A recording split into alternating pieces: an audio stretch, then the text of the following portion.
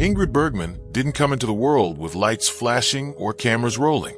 She was born in 1915 in Stockholm, Sweden, a quiet, reserved child who would one day become one of Hollywood's brightest stars. But before the fame, before the films, there was loss. And it came early. Her mother died when Ingrid was just 3 years old. By the time she was 12, her father, her biggest supporter and the person she felt closest to, was gone too. Orphaned and alone, Ingrid was passed between relatives who tried to give her a stable life. They cared for her, but the loss left a mark that never fully healed.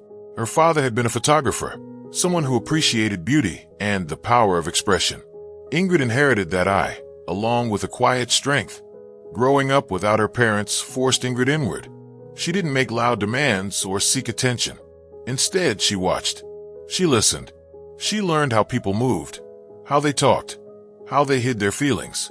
Without even realizing it, she was training to become an actress, not to be famous, but to disappear into other lives.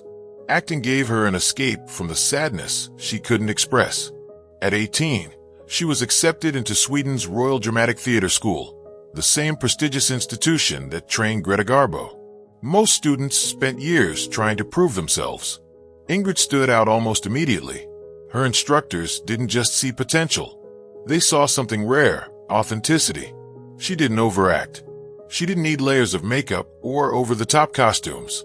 She was simply honest, and that honesty shone through. It wasn't long before she started appearing in Swedish films. She was fresh, natural, and unlike the glamorous actresses dominating American screens at the time, she brought something new to the screen, something vulnerable and real. And even though she was still at the beginning of her career, people were taking notice. One of those people was David O. Selznick, the powerful Hollywood producer behind Gone with the Wind. He had seen her in a Swedish movie called Intermezzo and believed she could be something special in America. So he arranged for a Hollywood remake of the film and invited Ingrid to star. It was a bold move. Ingrid was tall, serious, and had a soft foreign accent. She didn't look or sound like other leading ladies. But when she arrived in Los Angeles in 1939, she brought something different to Hollywood. A quiet presence that didn't need to shout to be heard. Intermezzo, the American version, was a success. Ingrid's performance captured audiences immediately. She was dignified, gentle, and entirely believable. It wasn't long before roles began pouring in. Within just a few years, she starred in Casablanca, Gaslight, Spellbound, and Notorious, films that would define an era and cement her place as a legend. But as her fame grew, so did the pressure. The world saw her as the perfect woman, elegant, kind, and untouchable. What they didn't see were the personal struggles quietly building behind the scenes. And soon, one decision, one letter, would change everything. By the late 1940s, Ingrid Bergman had everything a Hollywood actress could want: fame, respect, awards, and international admiration. Her performances had made her a symbol of grace and purity. She had won an Oscar for Gaslight, and her role in Casablanca had become iconic. To the public, she was nearly perfect. But Ingrid didn't feel perfect. Behind the polished interviews and photo shoots, she was restless. The roles she was being offered all felt too safe, too polished. She wanted to explore something deeper, something more human and raw. And one night, alone in a Beverly Hills hotel room, she watched a film that shook her. The movie was Rome, Open City, a low-budget Italian film directed by Roberto Rossellini. It was nothing like Hollywood. There were no big sets, no glamorous stars, just ordinary people in a war-torn world, telling a story full of pain, courage, and truth. Ingrid was moved, deeply. She had never seen anything like it.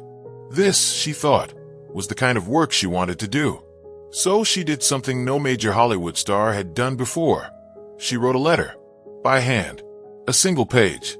"I want to work with you," she wrote. "If you need a Swedish actress who speaks English well, has not forgotten her German, is not very understandable in French, and who can only say ti amo in Italian, I am ready to come and make a film with you." The letter was personal, a bit awkward, and completely sincere. Some say it nearly got lost in the shuffle. Others say Rossellini read it right away and never let it out of his sight. Either way, he answered. He was intrigued, and maybe a little flattered. The most respected actress in Hollywood wanted to work with him? Of course he said yes. Soon, Ingrid traveled to Italy to meet him.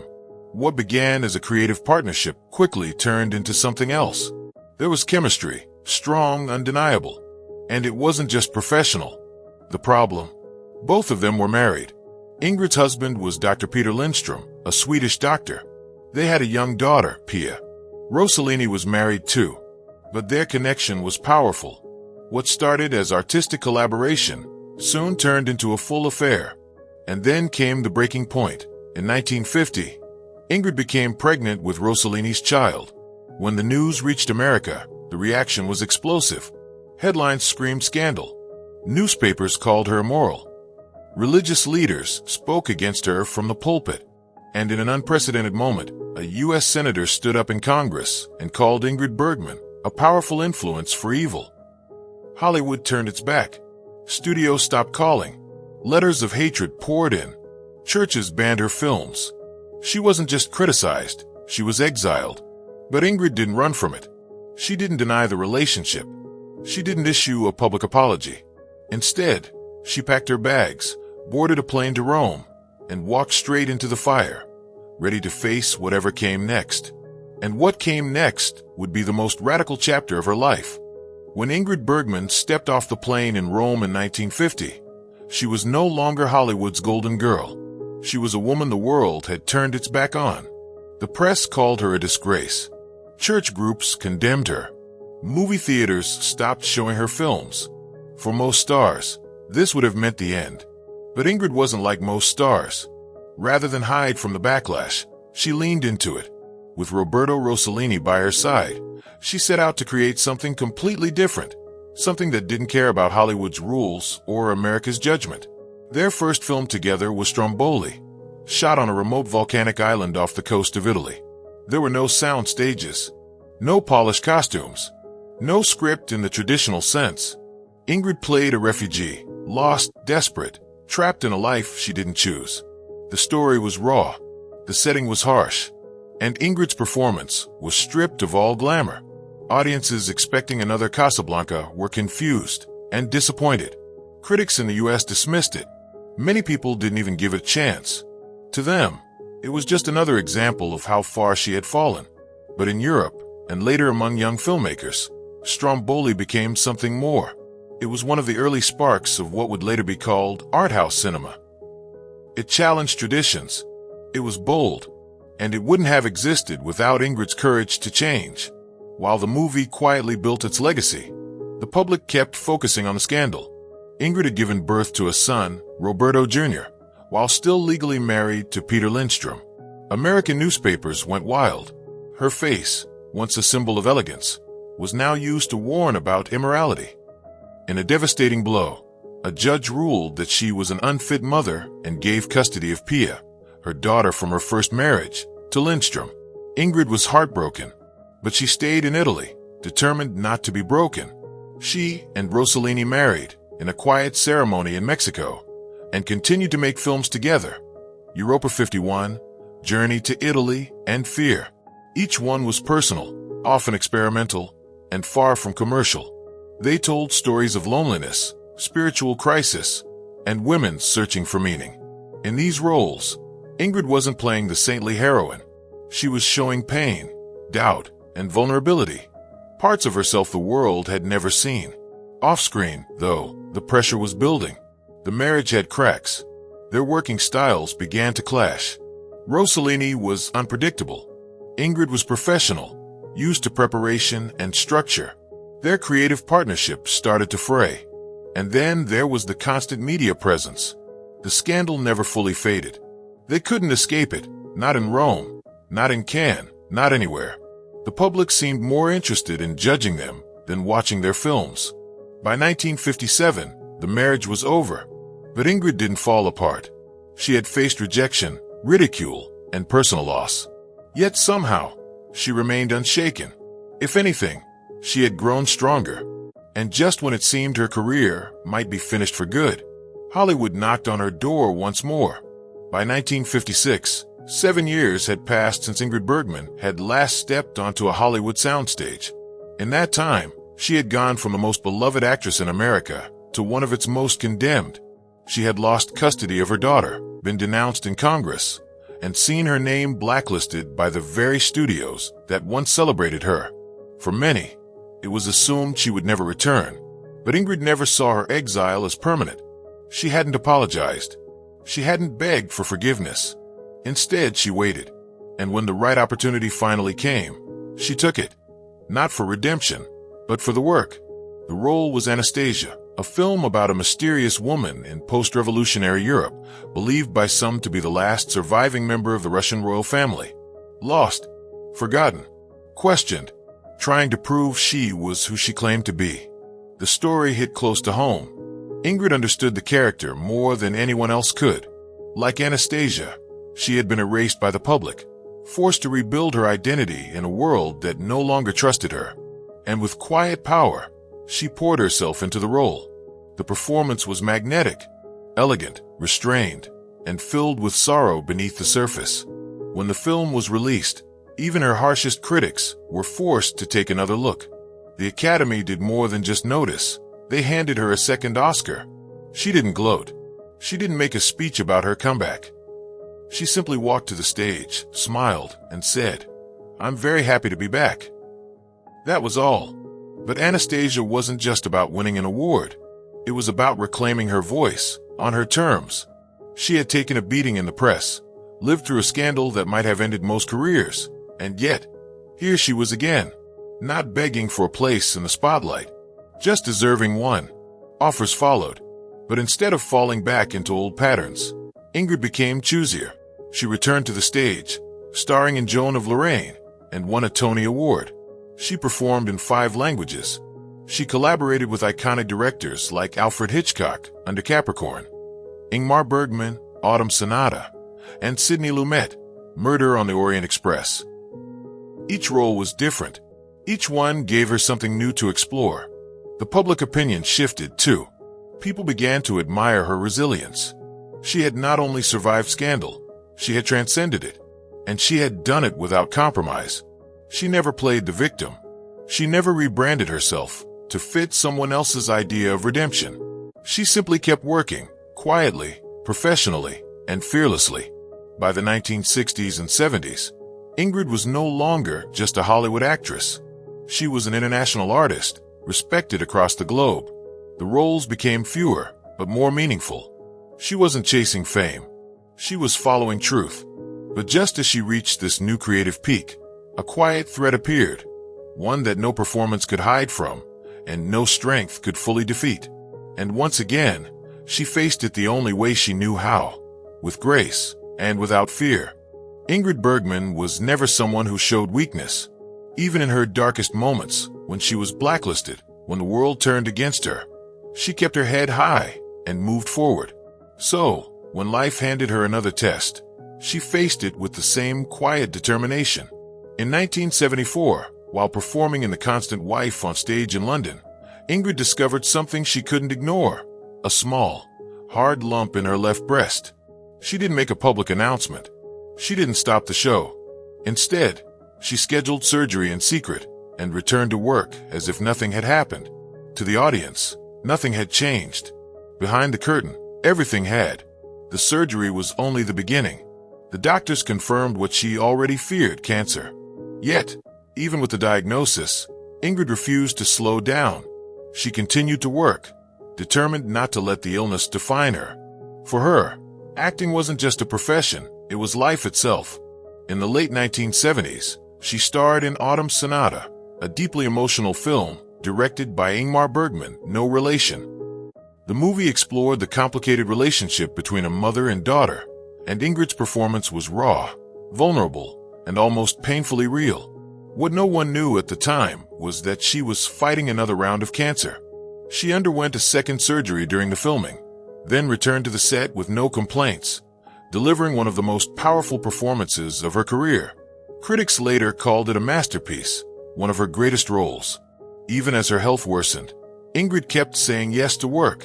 In 1978, she starred in the TV drama A Matter of Time and later Waters of the Moon, performing with the same quiet intensity that had defined her career. She hid her pain from the public, never allowing her illness to overshadow the craft she loved. By 1981, her body was failing, but her spirit wasn't. She accepted the challenge of portraying Israeli Prime Minister Golda Meir in the TV miniseries A Woman Called Golda.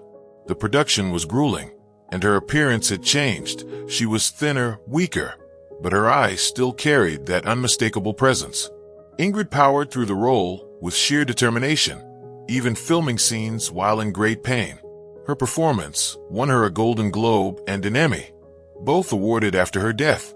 She never spoke publicly about her cancer. She never asked for pity.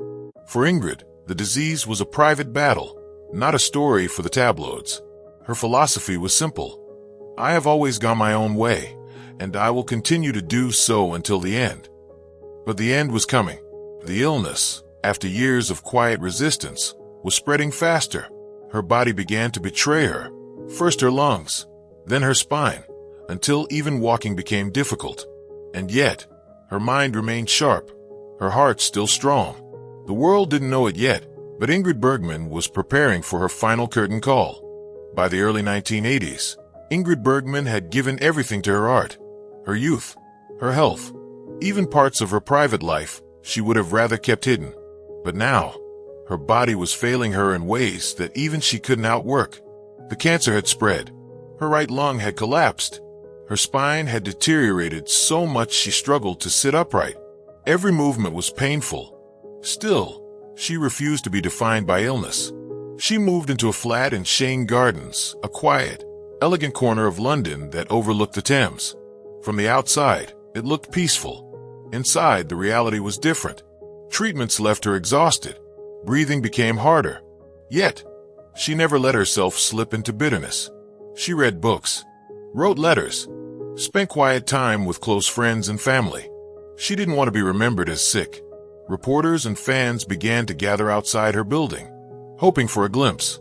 But Ingrid never came to the window. She had spent her entire life in front of the camera, and now, in these last months, she chose privacy.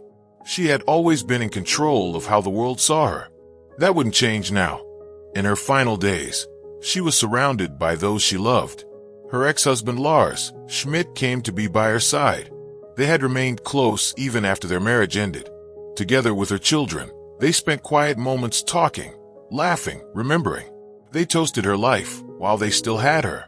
On the bedside table lay a worn copy of The Little Prince, open to a passage about how what is essential is invisible to the eye. It had always been a favorite of hers. She believed in seeing people with a heart, not with judgment, not with headlines.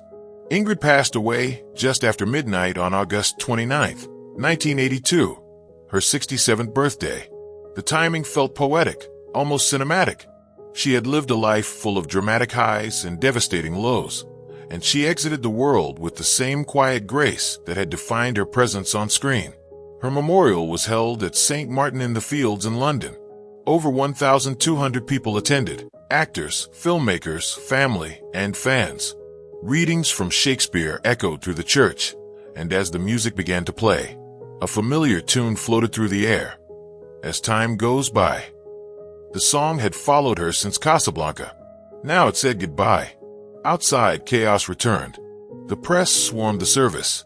In a heartbreaking moment, her grandson Justin Daly was struck by a photographer's camera in the crowd. In that flash of pain, he had a realization. Ingrid didn't just belong to her family.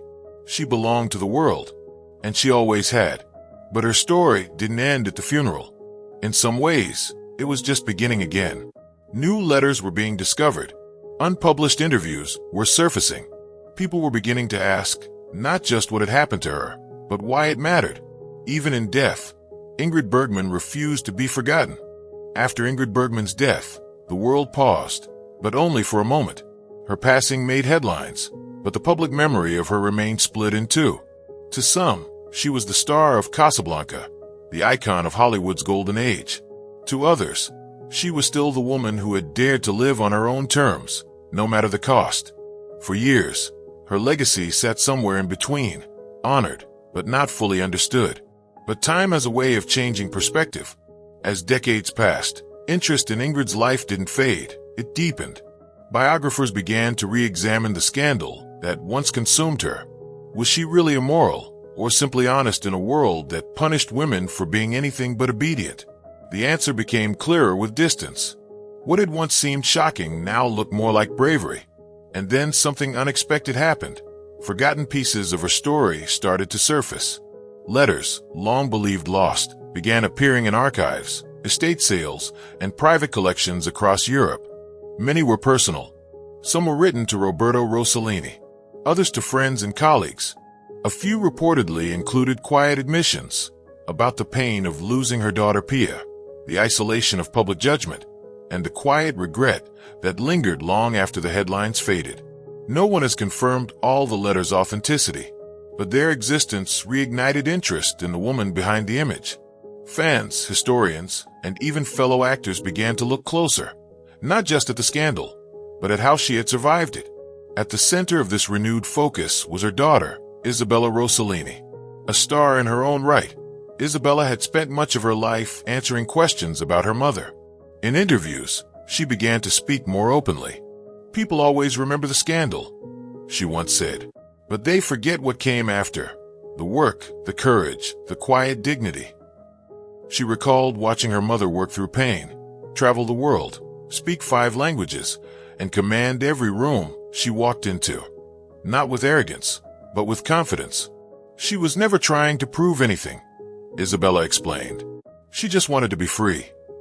Modern audiences began to see Ingrid differently. The story of a woman exiled for love felt familiar now, like a pattern too many women had faced, even in recent times. And that realization turned Ingrid from a relic of old Hollywood into something far more powerful. A symbol of artistic integrity, female resilience, and quiet rebellion. Directors who once dismissed her work with Rossellini began to cite it as inspiration. Films like Stromboli and Europa 51 were reevaluated, no longer seen as flops, but as early masterpieces of modern European cinema. Ingrid's bold choices had influenced a generation of filmmakers, even if no one recognized it at the time.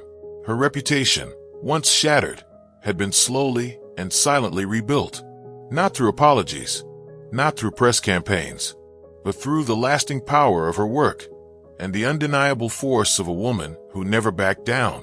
And just when it seemed her legacy had settled, one final question remained. Was Ingrid Bergman punished for her choices, or praised too late for making them? Ingrid Bergman's life never followed a simple script. She wasn't content to be just another beautiful face in Hollywood. She didn't chase popularity, and she didn't ask permission to live, love, or create. That defiance, the same trait that once got her condemned, would become the very reason she's remembered today. Looking back now, it's clear. Ingrid didn't break the rules to be rebellious. She broke them because they were too small for her. She had the courage to leave the safety of the Hollywood system when it no longer inspired her. She followed her instincts, even when it cost her everything.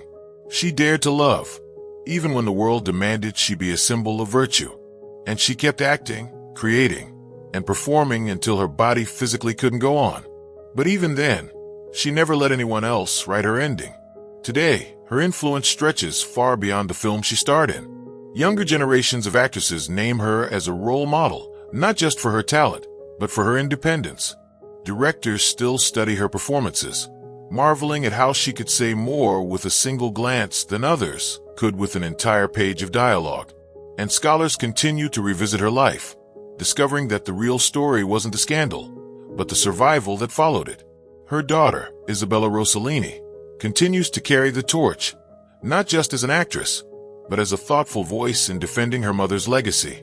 She speaks openly about the pain Ingrid carried, but also the strength she passed down. In recent years, Isabella has said what many have come to believe. My mother was not ahead of her time. Her time just took too long to catch up. Ingrid's story forces us to ask hard questions about fame, judgment, and forgiveness. Why are women in the spotlight punished for choices that men are praised for? Why is it so difficult for a woman to be both loved and flawed in the public eye? Ingrid never answered those questions directly, but her life did. She was complex, and she never apologized for it. She could be soft-spoken and stubborn, gentle but driven. She was loyal, But when a path no longer aligned with her truth, she walked away, even if it cost her everything. That balance of light and dark, strength and vulnerability, made her unforgettable, not just as an actress, but as a person. And perhaps that's what makes her legacy so powerful. She didn't win over her critics by changing who she was. She outlasted them by staying exactly who she had always been. In a world where image is everything, Ingrid Bergman chose reality. She risked reputation for honesty. She paid a heavy price for it. But in the end, she left behind something far greater than perfection, truth. And maybe that's why we still care. Because behind the performances, the fame, and the scandal, there was a woman who simply wanted to live as herself, and did. Not quietly, not perfectly, but fully.